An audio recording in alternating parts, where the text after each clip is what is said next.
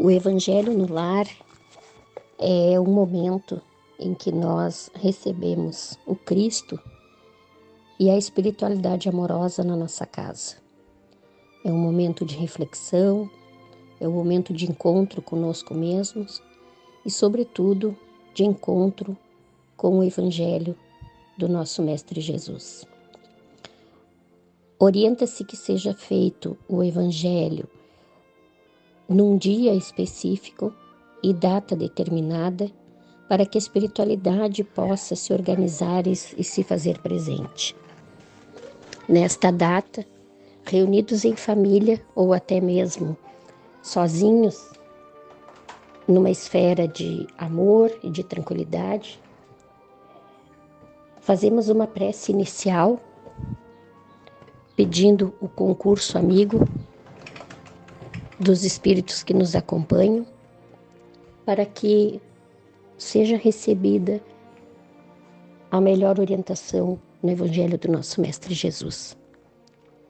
A partir daí, se lê um capítulo que pode ser aberto ao acaso ou seguindo uma rotina desde os primeiros capítulos do Evangelho, segundo o Espiritismo, se faz uma análise e, havendo mais pessoas em conjunto, pode-se conversar a respeito da mensagem que foi enviada.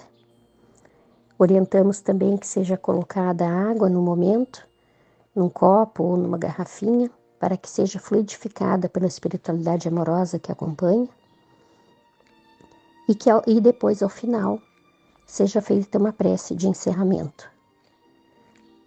Orienta-se também que o Evangelho no lar não passe de 30 minutos, né? Cuidar para que não hajam manifestações mediúnicas e receber, é o que dizemos sempre, possamos sempre receber nesse instante as vibrações amorosas do plano espiritual. Então, vamos dar início ao Evangelho no dia de hoje, iniciando por esta prece, agradecendo a Deus pela oportunidade da vida, pela oportunidade do trabalho, por recebermos essas orientações que nos são enviadas da espiritualidade amorosa, orientações de amor, de paz, agradecer por essas vibrações que se fazem presente nesse instante, pedindo a Deus que possa estar conosco, através do seu Filho, nosso Mestre e amigo Jesus, dos nossos anjos de guarda, espíritos amigos que foram designados para estar conosco nesta jornada, e dessa espiritualidade amorosa, que certamente se faz presente neste momento. Que assim seja. Então, aberto aqui o capítulo 5 do Evangelho segundo o Espiritismo, Bem-aventurados os aflitos, eu vou fazer a leitura do item 8, 9 e 10. As tribulações da vida podem ser impostas a espíritos endurecidos ou muito ignorantes, para levá-los a fazer uma escolha com conhecimento de causa. Porém, são livremente escolhidas e aceitas por espíritos arrependidos, que querem reparar o mal que fizeram e tentar proceder melhor. Tal ocorre com aquele que, havendo desempenhado mal a sua tarefa, pede para recomeçá-la a fim de não perder o fruto do seu trabalho.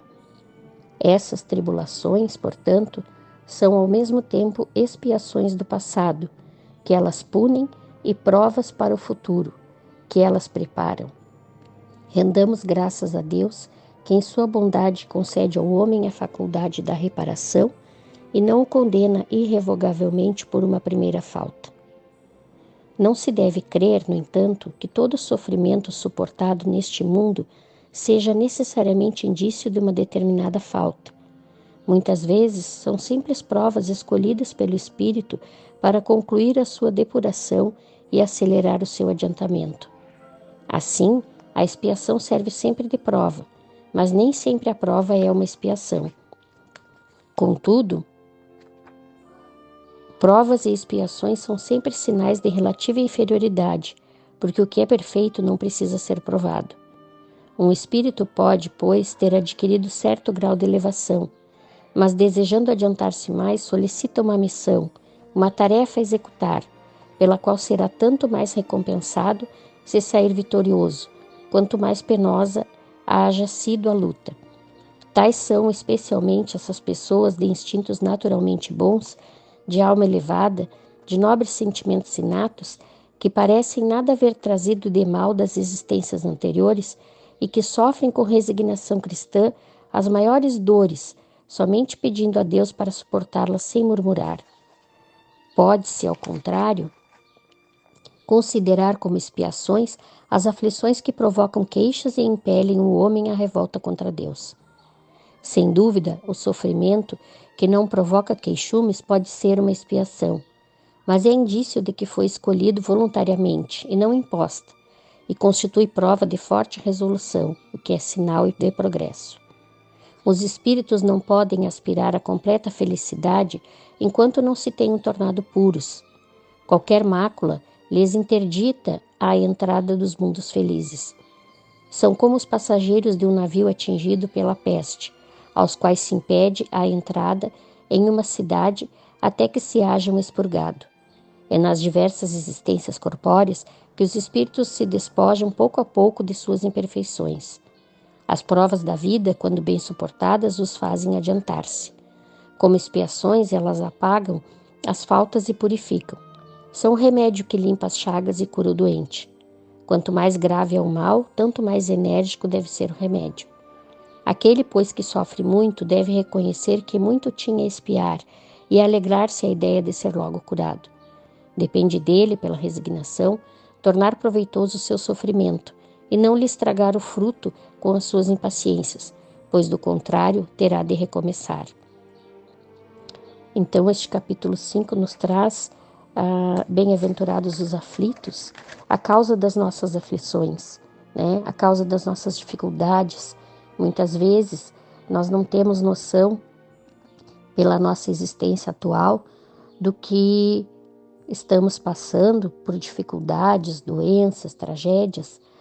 E se aqui nós somos pessoas de bem, tentando fazer o melhor da nossa caminhada, mas como não temos pelo benefício do esquecimento a lembrança das nossas atitudes em vidas passadas, não sabemos o que temos que passar, né? Não sabemos quais as dificuldades. Então, por isso, nos orienta o Evangelho do Cristo que entendamos essas dificuldades e situações dolorosas como uma forma de crescimento. É certo que no momento da aflição não temos essa possibilidade, muitas vezes, de nos conformar e de entender desta forma. Mas passando o período, nós tenhamos fé de que estamos aqui para aprender, para nos melhorar. E como Cristo mesmo disse, o seu jugo é leve. Ele não nos dá um fardo maior do que possamos carregar.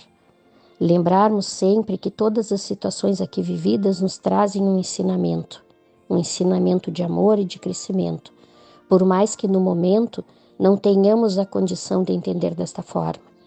A fé, a certeza de que temos um Pai maior que nos ampara, que nos protege, de uma espiritualidade que nos acompanha e torce para o nosso melhoramento, esta fé é que vai nos levar a pensarmos desta forma, a termos a certeza de que após a tempestade sempre o sol nasce. Então que tenhamos sempre em mente de que, em que pese as dificuldades vividas, nós estamos sempre amparados e protegidos por essa espiritualidade amorosa que nos acompanha.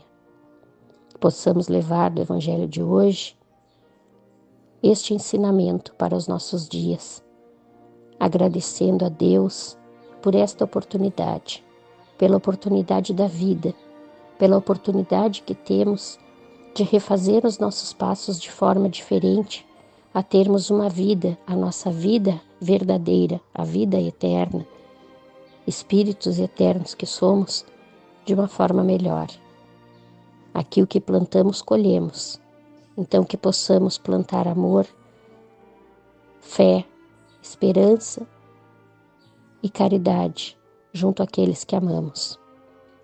Que a água aqui colocada possa ser fluidificada, trazendo a cada um de nós aquilo que necessitamos. E que tenhamos sempre a presença amiga dos nossos anjos de guarda, como eu falei no início, que são espíritos amigos que foram designados para estar conosco nesta jornada. Possamos nos recorrer e socorrer sempre deles, nos momentos difíceis, nos momentos de alegria também.